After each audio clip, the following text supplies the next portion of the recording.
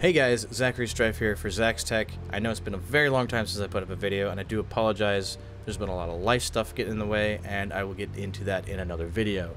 For now though, I cannot keep my mouth shut over the RTX 2080 and the 2080 Ti.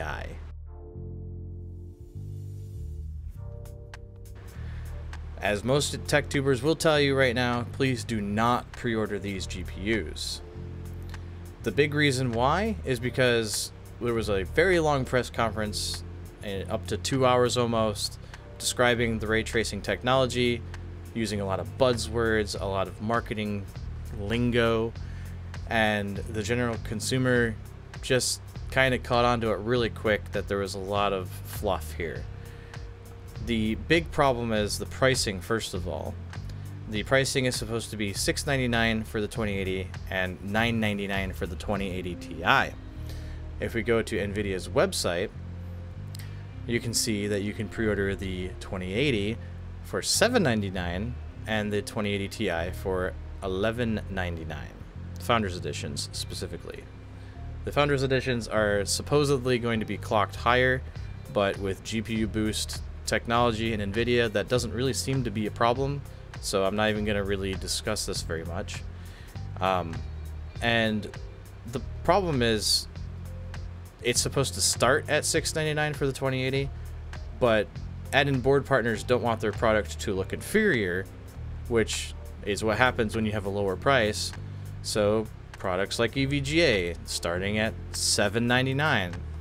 So you can see this is going to be an ongoing trend through most add-in board partners. Zotac does have a blower style available for $749.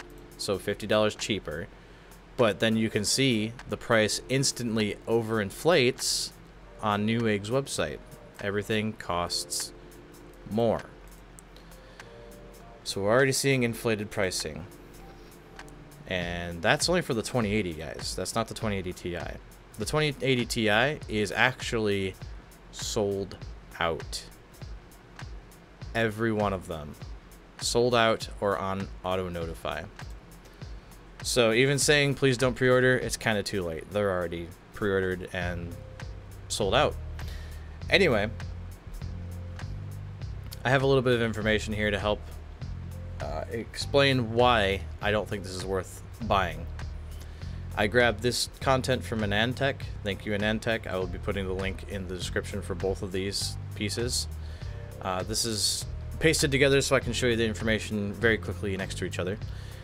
The GTX 1080 Ti is 3,584 CUDA cores, and the RTX 2080 is 2,944, or about 600 less CUDA cores than the 1080 Ti. The base and boost clock, again, because of GPU boost technology, I'm not even going to bother with those because they'll probably boost to the same speeds. The teraflops is the one thing I want to point out here. The 1080 Ti is sitting at 11.3 teraflops, and the RTX 2080 is only at 10.1 teraflops. So it's actually slower. It's got a faster boost, but a slower or a lower teraflop. The other thing is the 1080 Ti uses 11 gigs of GDDR5X, and the 2080 only uses 8 gigabytes of GDDR6. Now, this is kind of a big gray area or question right now because we don't know how a GDDR5X operates versus GDDR6. GDDR6 could have higher latency, which would also reduce the performance of the graphics card.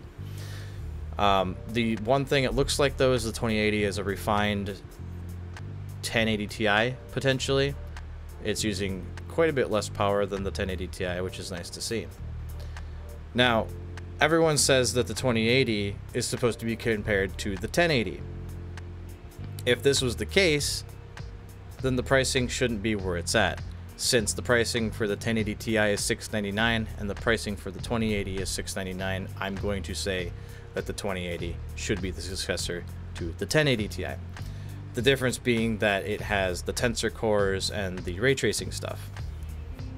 Now, the big problem with this is it's first gen ray tracing, so it's going to be buggy at best, and there's not going to be a lot of games that actually support it.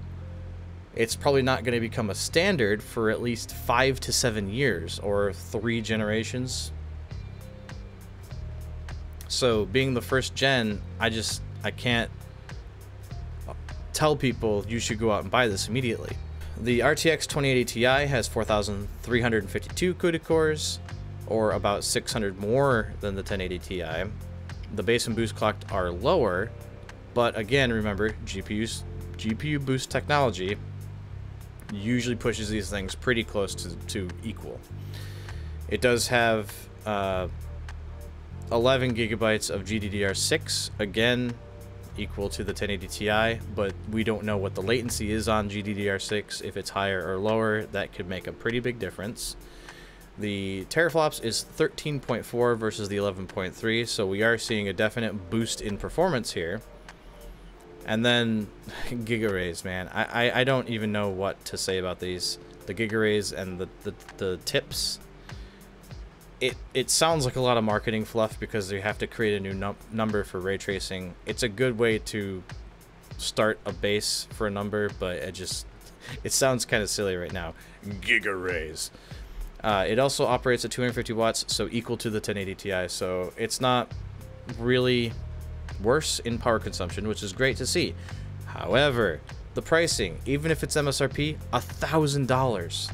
You can build an entire gaming rig for that price.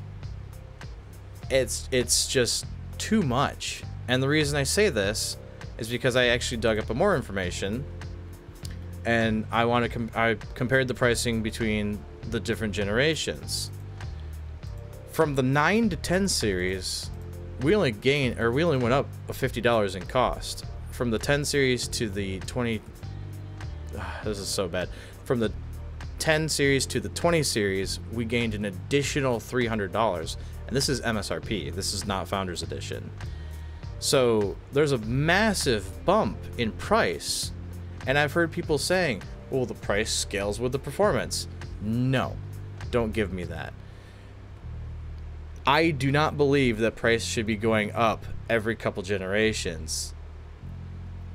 I think the prices should be competitive and stay low so people can thoroughly enjoy the product. Like, many people have access to your product. Putting the product at $1,000 puts it out of grasp for so many people. How much is the 2060 going to cost? Is that going to be $400 to $450? That's not your mid-range anymore. So we don't know what's going on right now, and it's just very frustrating for the gamers because there's been so many people waiting to see what these GPUs were. Now, again, we don't know what the benchmarks are. My best guess right now is we're going to see the 2080 and the 1080 Ti getting very close in benchmarks, or potentially even the 2080 being 5% lower than the 1080 Ti. Now, I could be completely wrong. This could be completely different architecture, and the CUDA cores may be more powerful than the previous gen CUDA cores. We don't know exactly the technology. Benchmarks will show the true results, which is why everybody should be waiting to pre-order these cards. Don't pre-order. Anyway, guys, that's my little thought bubble and just what I needed to get out of there. Let people know.